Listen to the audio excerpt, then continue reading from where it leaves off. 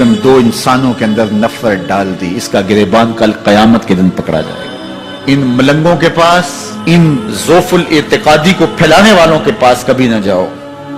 تمہیں مصیبت پڑی ہے، تمہیں لگ رہا ہے کہ شاید میرے اوپر جادو ہے، تو پڑھو نا سورہ بقرہ، جادو جڑ سے اکھڑ جائے گا۔ 40 دن اپنے گھر میں سورہ بقرہ پڑھو، برکت ہوگی۔ کہتے ہیں مولوی صاحب 40 دن تو نہیں پڑھی جا سکتی، 2.5 پارے، ہمیں کوئی تعویذ ہی کرتے ہیں۔ ہم شارٹ کٹ چاہتے ہیں نا، روزانہ صبح 2.5 پارے سورہ بقرہ پڑھے، یہ تو ہم سے نہیں پڑھی جائے گی، تو آپ کوئی تعویذ ہی لکھتے ہیں۔ کاروبار میں برکت نہیں، میں کہتا ہوں پڑھو نا سورہ واقعہ، 3 رکوع ہیں، برکت ہوگی۔ ہم کہتے ہیں ہمیں تعویذ ملنا چاہیے، بس وہ ہم گلے میں رکھ دیں، بٹوے میں رکھ لیں، پرس میں رکھ لیں، اور ہمارا کام ہو جائے، ہمیں کچھ بھی نہ پڑھنا پڑے، ہمیں وضو تک نہ کرنا پڑے، نماز نہ پڑھنی پڑے، اور برکت ہو جائے۔ ایسے برکت تو نہیں آتی۔ اس لیے چھوڑو ان کی جان، آؤ قرآن مجید پہ آؤ سجدوں پہ آؤ دعاؤں پہ آؤ۔ سحری کے وقت اس کی رحمتیں آواز دے رہی ہوتی ہیں، حل من مسترزقن، ہے کوئی رزق مانگنے والا؟ اور تم اس وقت سوئے ہوئے ہو، سارے دن ٹھوکریں کھاتے ہو۔ آؤ نا اس وقت جھولی پھیلا کے، ہاتھ پھیلا کے کہو مالک تو جھولیاں بھر دے۔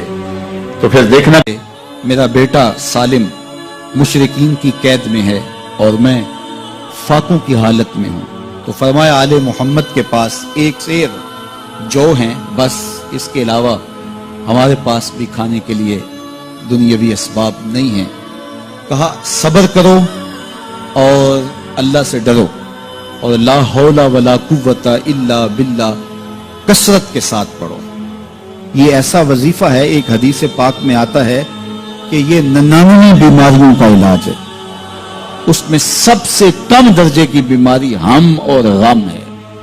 یہ دکھوں کا مداوع ہے، مشکلات کا علاج ہے، اور یہ وظیفہ میرے حضور نے بتایا۔ حضرت ابو ذر غفاری رضی اللہ تعالیٰ عنہ کو حضور نے 5 چیزیں بتائی تھی، ان میں سے 5ویں چیز یہ تھی کہ ابو ذر کثرت کے ساتھ لا حول ولا قوت الا باللہ پڑھا کرو۔ فرمایا عرش الہی کے نیچے ایک خاص خزانہ ہے، یہ وظیفہ وہاں سے آیا ہے۔ یہ زندگی میں معمول بنا لو، جب پھنس جاؤ، مشکلات میں آ جاؤ، تو لا حول ولا قوت الا باللہ پڑھو، اللہ راستے کھولے گا۔ تو حضور نے 3 چیزیں فرمائی، اللہ سے ڈرو، صبر کرو، اور کثرت کے ساتھ لا حول ولا قوت الا باللہ پڑھو۔ وہ فرماتے ہیں کہ میں یہ عمل شروع کیا، ابھی گھر میں بیٹھا ہی تھا کہ دروازے پہ دستک ہوئی، تو میں اٹھا کہ دروازہ کھولوں دیکھوں کہ کون ہے۔ تو دروازہ کھولا، دیکھا میرا بیٹا کھڑا ہے اور اس کے پیچھے 100 اونٹ کھڑے ہیں۔ تو میں نے کہا کہ تم اور یہ اونٹ؟ کہا مجھے موقع لگ گیا، میں ان کی قید سے بھاگ آیا۔ وَيَرْزُقْهُ مِنْ حَيْثُ لَا يَحْتَسِبُ، وہ تمہیں وہاں سے رزق دے گا جہاں سے تمہیں گمان بھی نہیں۔ اس کے ہو کے تو دیکھو، اللہ اکبر، اللہ کے ہو جاؤ تو پھر وہ تمہاری ضرورتوں کا کفیل ہو جائے۔ فرمایا حضرت عبداللہ ابن مسعود رضی اللہ تعالیٰ عنہ نے کہ کسی شخص کو فقر و فاقہ آ جائے تو وہ لوگوں کو بتائے کہ میں آج کل بڑے مشکل حالات میں ہوں، ہر وقت لوگوں کو بتاتا رہے، تو اس کی مشکل بڑھے گی، اس کی مشکلیں آسان نہیں ہوں گی اس طرح۔ اور اگر وہ اپنی اس مشکل کو کسی سے شیئر نہ کرے بلکہ مصلی بچھا کے اپنے رب سے کہے کہ مالک فقر و فاقہ آ گیا ہے اور اس کا علاج تیرے پاس ہے، اس مرض کا مداوع تیرے پاس ہے۔ حضرت عبداللہ ابن مسعود فرماتے ہیں کہ رسول کریم نے فرمایا جلد یا بدیر اللہ اس کو مالا مال فرما دے۔ یہ بھی کبھی کر کے دیکھو، مشکل آ جائے، فاقہ آ جائے۔ اور قرآن مجید کا دل سورہ یاسین ہے، جس نے 1 مرتبہ سورہ یاسین کی تلاوت کی، اللہ 10 مرتبہ قرآن پڑھنے کا ثواب عطا کرے۔ اور کتنا بڑا اجر ہے، آپ 1 سال میں بھی شاید 10 قرآن مجید نہ ختم کر سکے، اور سورہ یاسین پڑھیں تو 10 مرتبہ قرآن مجید پڑھنے کا ثواب نصیب ہوگا۔ تو اپنی صبح کا آغاز سورہ یاسین سے کیا کریں، نماز فجر کے بعد اشراق تک سورہ یاسین پڑھ لیا کریں۔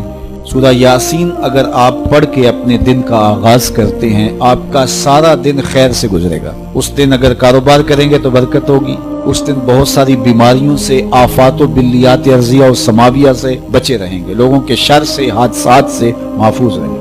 میرے حضور نے ارشاد فرمایا قرآن مجید میں ایک سورت ہے جس کی 30 آیات ہیں، اگر کوئی شخص اس کی تلاوت کرتا ہے تو وہ سورت پڑھنے والے کی شفاعت کرتی ہے، اور اتنی بار شفاعت کرتی ہے کہ اس کو بخشوا کے چھوڑتی ہے۔ وہ سورت کون سی ہے؟ وہی تبارک الذی بیدہ الملک، یہ سورۃ الملک ہے، 30 آیتیں ہیں۔ جو شخص اس کی تلاوت کرے یہ اتنی بار سفارش اللہ کی بارگاہ میں کرتی ہے کہ اپنے پڑھنے والے کو بخشوا کے چھوڑتی ہے۔ تو اپنے دن کا آغاز سورہ یاسین سے کریں اور اپنی شب کا آغاز سورہ ملک سے کریں۔ سونے سے پہلے سورہ ملک کی تلاوت ضرور کر لیں، تو انشاءاللہ اس سے رات برکت سے گزرے گی۔ جس نے ایک دن میں 100 مرتبہ سبحان اللہ و بحمدہ پڑھا، کتنی مرتبہ؟ 100 مرتبہ۔ کیا پڑھا؟ سبحان اللہ و بحمدہ۔ فرمایا کہ اس کے گناہ سمندر کی جھاگ کے برابر بھی ہوں تو اللہ معاف فرما دے گا۔ تو یہ اپنے وظائف میں شامل کر لیجئے، سبحان اللہ و بحمدہ۔ اور حدیث بخاری ہے کہ 2 کلمے ایسے ہیں جو اللہ کو محبوب ہیں اور زبان پر مشکل نہیں، زبان پر بڑے آسان ہیں، اور جب میزان پہ رکھے جائیں گے تو پلڑے کو جھکا دیں گے، بڑے بھاری ہیں میزان پہ۔ وہ 2 کلمے یہی ہیں، سبحان اللہ و بحمدہ، سبحان اللہ العظیم۔ تو اگر اس کو 100 مرتبہ روزانہ پڑھے تو سمندر کی جھاگ کے برابر بھی گناہ ہو تو اللہ معاف فرما دیتا ہے۔ اللہ فرماتا ہے ما یفعل اللہ بعذابکم، وہ تمہیں عذاب دے کے کیا کرے گا؟ ذرا لہجہ دیکھیے، ذرا انداز، ما یفعل اللہ بعذابکم، وہ تمہیں عذاب دے کے کیا کرے گا؟ تم اس کی مخلوق ہو، اپنے دستے قدرت سے اس نے تمہیں بنایا ہے، تو وہ تمہیں عذاب دے کے کیا کرے گا؟ اس کی ضرورت نہیں ہے کہ تمہیں عذاب دے، نہ اس کی چاہت ہے کہ تمہیں عذاب دے، کوئی خود چھلانگے لگائے تو اس کی مرضی۔ فرمایا کہ ما یفعل اللہ بعذابکم، وہ تمہیں عذاب دے کے کیا کرے گا؟ ان شکرتم و آمنتم، اگر تم شکر ادا کرو اور ایمان لاؤ، تو وہ تو قدردان ہے جو کوئی اس کا شکر کرتا ہے اور جو اس پر ایمان لاتا ہے۔ تو اللہ اس کے لیے عذاب نہیں رکھا، اس کے لیے رحمتیں رکھی ہوئی ہیں۔ تمہیں دست قدرت سے بنایا ہے اور وہ تمہیں خوش دیکھنا چاہتا ہے، تمہیں خوشحال دیکھنا چاہتا ہے، تمہیں سرشار دیکھنا چاہتا ہے، تمہیں نہال دیکھنا چاہتا ہے، تمہاری زندگی کو خوشگوار دیکھنا چاہتا ہے۔ تم نے اپنے آپ کو خود اپنے اعمال کی وجہ سے مصیبتوں میں ڈالا ہے، تو کہا شکر کرنے کی عادت ڈال لو، دیکھنا پھر اللہ تعالیٰ جل شانہ کی رحمتیں تمہارے اوپر کس طرح اترتی ہیں، اس کی نوازشیں تمہارے اوپر کیسے برستی ہیں۔ توکل اگر ہم سیکھ جائیں تو توکل ایک ایسی دولت ہے کہ جو خوشحال زندگی کی ضمانت بنتی۔ جب ہم اللہ پر توکل نہیں کرتے اور ہم سمجھتے ہیں یہ سب کچھ ہماری محنت کا نتیجہ ہی ہوگا، اور نتیجہ جب نہیں آتا تو پھر ہم بے چین مضطرب ہو جاتے ہیں، اور جب ہم اس پہ توکل کر لیں تو پھر ہمارا صرف اتنا ہی کام ہے کہ میاں ہم یہ کام کر رہے ہیں، بس یہ حکم، ہم بیج بو رہے ہیں، بس یہ حکم ہے اور بو رہے ہیں، باقی اس پہ بھروسہ ہے، یہ کام اس کا ہے کہ اس نے اس کو اگانا ہے، اس کے اوپر پھل